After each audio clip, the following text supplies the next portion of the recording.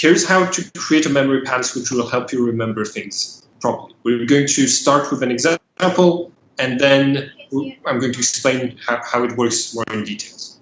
Close your eyes and imagine the front door of your house. Painted on it is a red elephant on a cracked stone table playing the trombone. Now, I want you to imagine you're stepping inside of the entrance to your house, and on the wall, picture a painting of an angel and a demon getting shot at, and using an emerald green table as cover.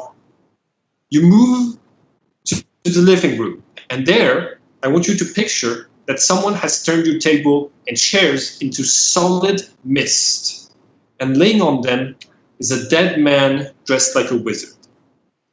Now, I want you to imagine that you are moving into the kitchen, and on top of your stove is a man with the head of a jackal sharpening an executioner's axe.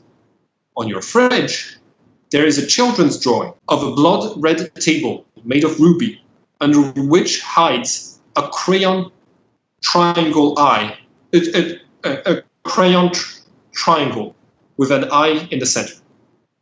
You now move to the bathroom. Imagine yourself in the middle of it. You turn to the mirror and see the Hamburglar trying to put a table made of pure bronze inside of his bag to steal it. On the opposite wall, you see a smiling pyramid wearing a table of gray clay as a hat. Okay, you can open your eyes now.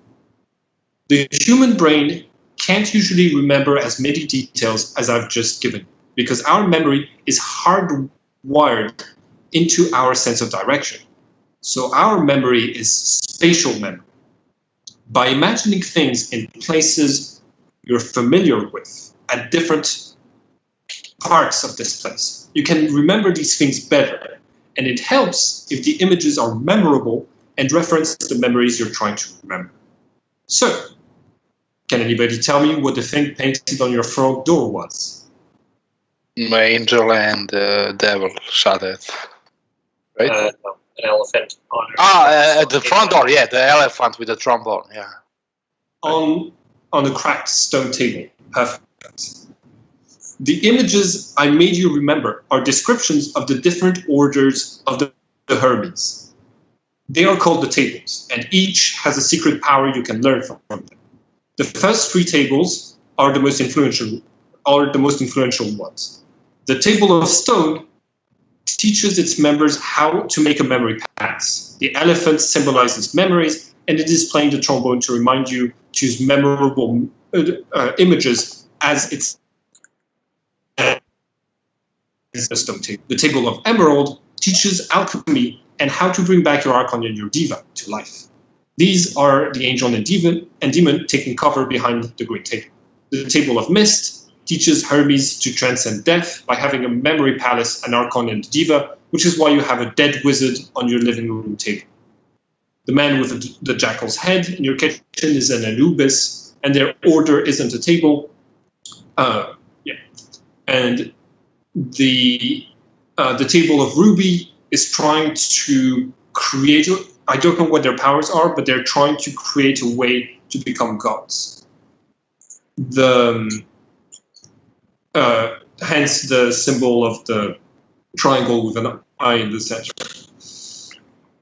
The table of bronze, to which the jackal belongs, is all about stealing occult knowledge from other secret organizations.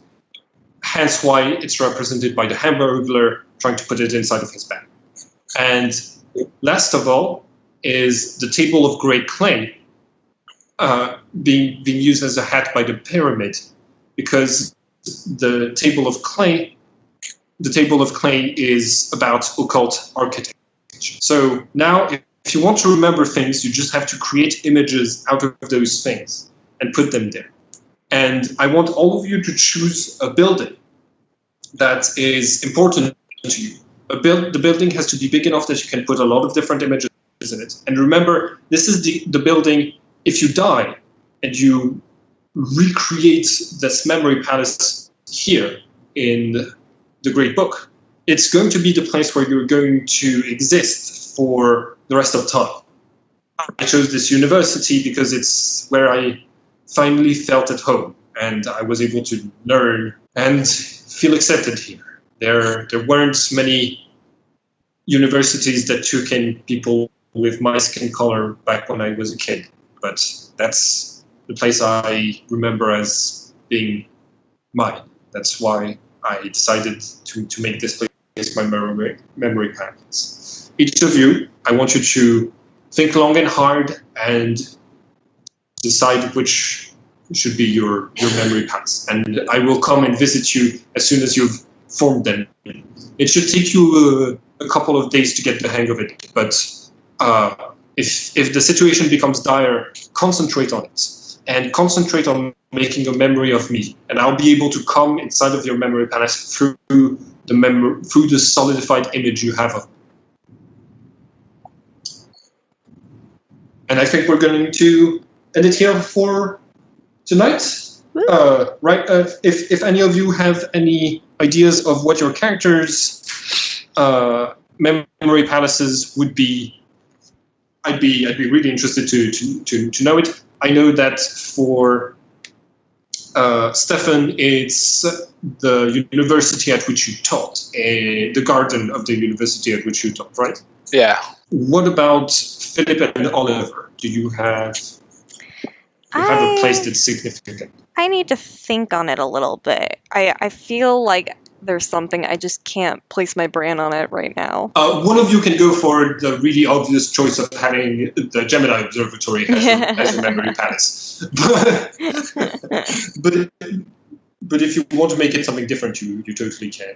And the memory palaces are actually going to be a big part of this campaign. I'm already planning for there to be like a fan of Harry Potter who has like who's repurposed a castle that he visited once as his memory palace to look like Hogwarts.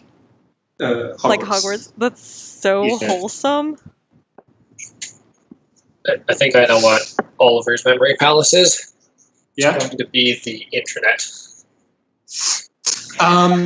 It's or at least what he like, imagines the internet to look like. Oh yeah, that's great because like if you can visualize it as a 3D space, it's a server room. It's basically going to be Tron. By the way, if making a memory palace works well with places you've been physically, but it's also possible if, for example, like if your character knows really well a map of World of Warcraft, for example, it could be possible to like make a dungeons in one of the like dungeons or buildings in World of Warcraft or in other virtual spaces into a memory palace. But it has to have been built in the year 2000. Yeah. So Counter-Strike map, what was the name? Dust. Dust 2, yeah. Yeah, something like that. Oliver's is definitely going to look like the original Tron movie. Oh, yeah, okay, I love it. Hi everyone, and thank you for watching this video. If you want to be a part of this story, we are currently looking for more players and game masters to play new games in this setting and on this channel. You can also be a part of the story by having your face added to the cast of characters. I draw all of the images for this game, and you can commission me to make you into an NPC. If you like the style and you want a drawing like that of yourself, or if you want to contribute to the project, you can contact me through the links in the description. Finally, if you want to keep up with all of the adventures on this channel, don't forget to subscribe and click the bell button so you can get a notification each time we upload the next episode of this story. And it would be very nice of you to like and share the video to help this channel grow. Have a nice day, everyone.